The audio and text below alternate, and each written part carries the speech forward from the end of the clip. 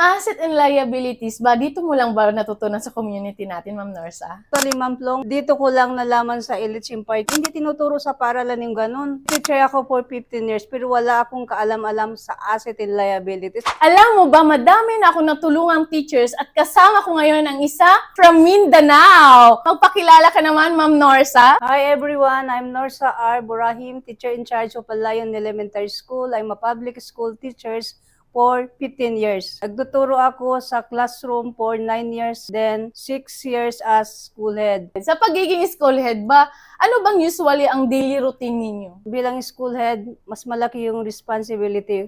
Like before na classroom teacher ako. As school head, it is my responsibility to supervise the management of the school in pakikipag-usap sa mga stakeholders if ever may mga needs ang school. Ang school namin ay napakaliit lamang, tapos yung guro, 3 lamang. Kasi multi-grade yung inahandle ng bawat guro sa amin. Bilang school head nila, kailangan ko rin tumulong sa kanila in times na yung mga guro bigla nagkakaroon ng emergency yung family. As school head, it is my responsibility din na hindi ko hayan yung mga bata na uuwi na hindi natuturuan. Ang sipag pala pag head teacher ka kasi ang dami palang responsibilities. For 15 years, talagang nagserbisyo ka sa pagiging teacher. Bakit ka nga ba naghahanap ng opportunity? For 15 years bilang guro, I realized na marami rin akong pangarap sa pamilya ko. Actually, nung naisip ko una, sa pagiging guro, mabibigyan ko sila ng magandang kinabukasan. Nang naging guro na ako, kulang na kulang pala yung sweldo ko. Sa pambili lang ng gamot ko, sa maintenance ko, tapos sa pamilya ko, pambili ng gamot ng parents ko, pampaaral sa pamangkin ko, kulang na kulang. Dumating ako sa point na nag-start na ako nag-loan. Ano ba lang ginawa mo sa loan mo?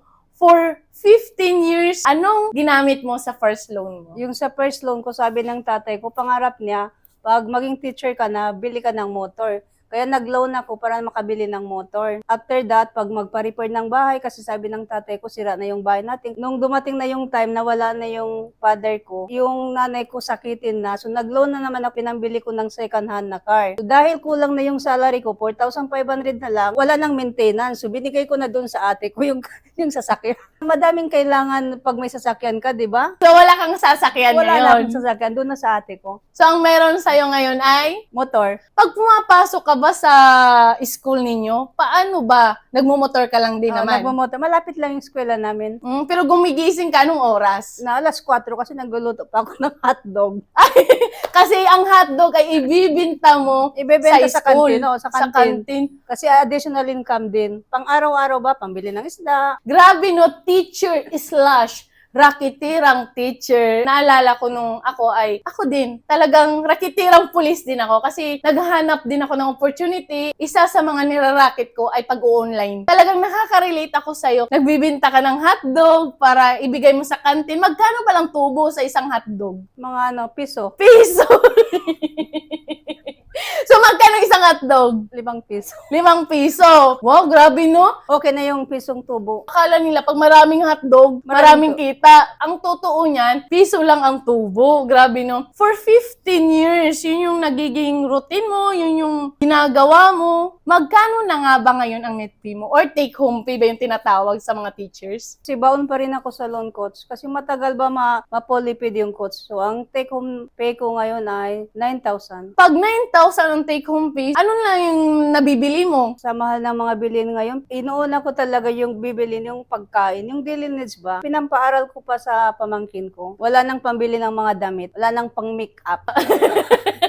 Walang pang make up dahil sa pinapaaral mo yung mga pamangkin mo. Kaya nga mga cellphone, di na ako bumibili. Basta wag masira, wag palitan. Ano yung cellphone mo ngayon? Anong cellphone mo ngayon? Ano, yung antique na Android.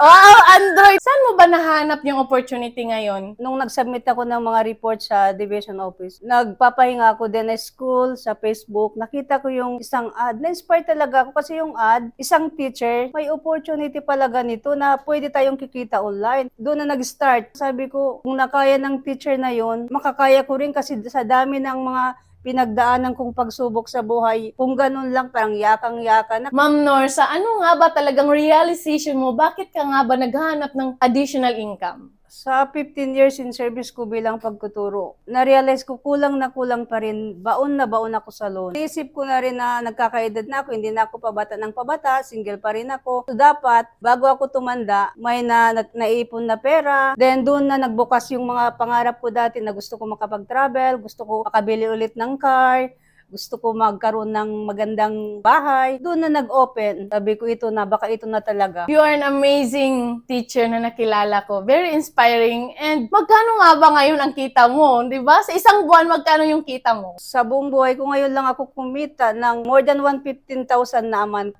And the next month, magkano ba yung kinita mo, Ma'am Norsa? Sa next month, 70,000. Sa pagkuturo, hindi ko yung kikitain. Kahit gaano kasipag ko, kahit more than 8 hours ako nag-render ng service, walang overtime pay. Yung salary, ganun pa rin. Very smart na isang teacher na yung bonus niya nilagay niya sa isang online business. And right now, Ma'am Norsa, magkano na yung kinita mo part-time? For just 2 months, halos kumita na ako ng abot ng 200,000. Sa pagkuturo ito, more than mga 3 years ko siguro sa take-home pay ko na napakababa dahil sa maraming loan. Bonus at loan nilagay sa tamang opportunity at ngayon kumikita na. What an amazing story na narinig natin ng isang teacher, raketera, lahat sinubukan na. And right now, sa lahat ng nanonood na mga teachers, no, sa Mindanao, kung saang sulok ka man ng mundo, anong message mo sa kanila? To all teachers, mga kapwa ko guro, kapag napanood niyo ang video na to, wag na kayong mag-atubili, wag na kayong magdalawang isip. Grab this opportunity. Kung wala kayong gagawing bago, 5 years after, wala pa ring mababago. Ito na yung hope natin mga teachers na matutulungan tayo para yung mga loan natin, mababayaran natin. Hindi lang extra income yung ginagawa ng Elite Empire. Hinuhubog tayo sa magandang asal, transformation natin, perspective in life, na iba talaga. Elite Empire community is the best. Dito kayo mag-invest ng inyong mga assets. Sa aking pinakamabait na Coach Plong, Floribel Gabawan, labis akong nagpapasalamat sa pag-guide mo sa akin. Kasi nung unang-una pa talaga, wala akong alam about this business. Kahit nga yung mga application na yan, wala akong alam. So, very thankful talaga ako sa pagtitiyaga mo sa pagtuturo sa akin. Thank you very much. Grabe, natouch ako doon. A heartfelt message. Kasi bilang isang police, police for 8 years and gusto ko pang marami pang teachers, government employee na matutulungan and who knows, ito na yung hinahanap mong opportunity.